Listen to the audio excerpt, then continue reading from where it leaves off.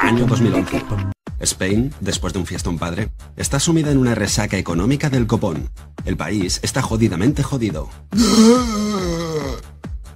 Pero, ¿cómo hemos llegado a esto? Pues... ¿No te acuerdas de nada? Ni idea, macho. Te voy a refrescar la memoria. A esta historia la llamo... De aquellos barros, estos lodos. Año 1998. Un día, el presidente Aznar se dirigía al pádel cuando, de pronto, tuvo una aparición del dios del neoliberalismo, que le reveló en primicia la nueva ley de suelo. Esta ley proponía privatizar el mercado del suelo y fue copiada con entusiasmo por ayuntamientos y autonomías de todo signo político. Su fórmula era simple: si aumentamos el terreno urbanizable y convertimos el mercado del suelo en un negocio superrentable para los empresarios, se multiplicarán las inversiones, se construirán más casas y, como habrá más oferta, bajarán los precios y los jóvenes podrán por fin comprarse una vivienda. Y así fue. Se hizo realidad el Spanish Dream y todos fuimos felices en el país de la gominola.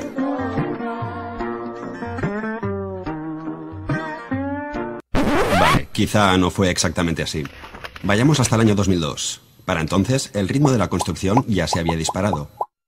Ese mismo año, Aznar tuvo otra aparición de su dios Yuppie, que le reveló la nueva reforma laboral. La táctica de esta reforma era familiar. Si reducimos los derechos laborales, haremos más atractiva la contratación a los empresarios, estos invertirán más en personal y así reduciremos el paro.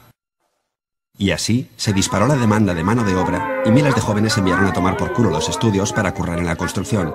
Otro tanto hicieron otros miles que llegaron desde el extranjero. Y todos ellos se apuntaron felizmente al dogma del Spanish Way of Life: comprar casa. La vivienda estaba de moda. Haga morir de envidia a su cuñado y cómprese un adosado. No sea un vulgar hippie que vive de alquiler y desgrábese una pasta en impuestos invirtiendo en ladrillo. ¿Problemas para declarar su dinero negro? Don't worry, la vivienda le blanqueará su fortuna. Lo curioso es que la ley de suelo no tuvo el efecto previsto. Al dispararse la demanda de vivienda, el precio de los pisos subió, y eso, a su vez, disparó el precio del suelo, pues se tasaba en función de los beneficios potenciales, cosa que hinchó aún más el precio final de la vivienda. No cabe decir que este margen de beneficios atrajo a miles y miles de simpáticos especuladores. Resultado, el precio de la vivienda se disparó en solo 4 años. Si vamos hasta el 2005, la burbuja ya estaba desatada y España construía en un año más vivienda que Francia, Alemania e Italia juntas. Veamos, a esta playa le falta vidilla. Así está mejor. ¿Y este idílico bosque? ¡Oh, qué bonita ardilla!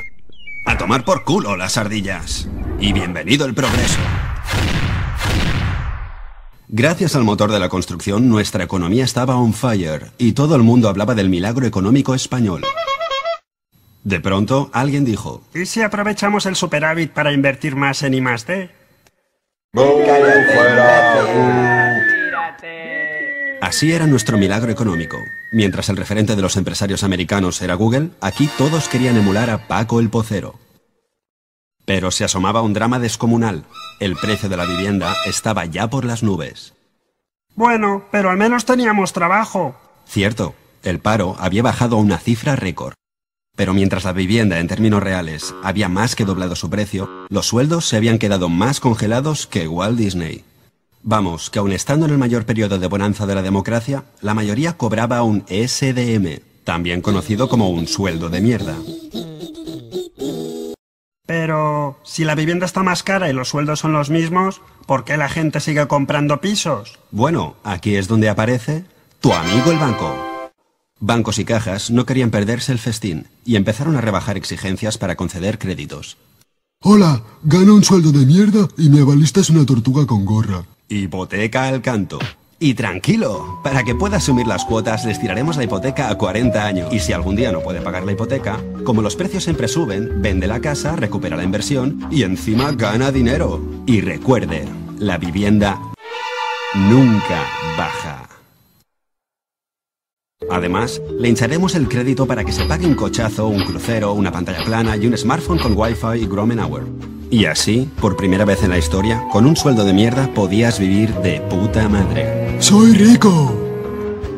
Pero si saltamos hasta el 2007, veremos un panorama dantesco. La deuda de administraciones, familias, empresas era ya descomunal. Como descomunal era la deuda de las cajas con otras entidades financieras. El país entero había raptado a la tía de la lejía y la obligaba a traer más y más dinero del futuro. En otras palabras, no es que nuestra habilidad por crear riqueza trajera consigo el crecimiento, sino que el único motor de riqueza era el crecimiento en sí, y ese crecimiento solo existía gracias a la deuda. Año 2008. La vivienda ya era tan cara que algunos debían hipotecarse a 40 años para vivir en un zulo.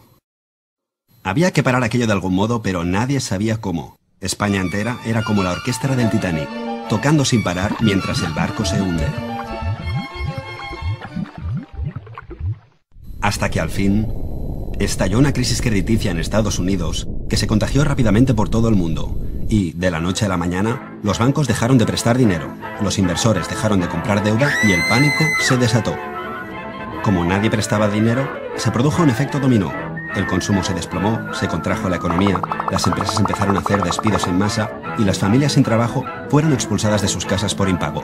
Sin darnos cuenta, habíamos llegado a ese futuro al que habíamos estado robando el dinero. Y descubrimos, de pronto, que éramos pobres. Y lo que es peor, que nunca habíamos dejado de serlo. Y que quizá esto ya no era España, sino Españistán.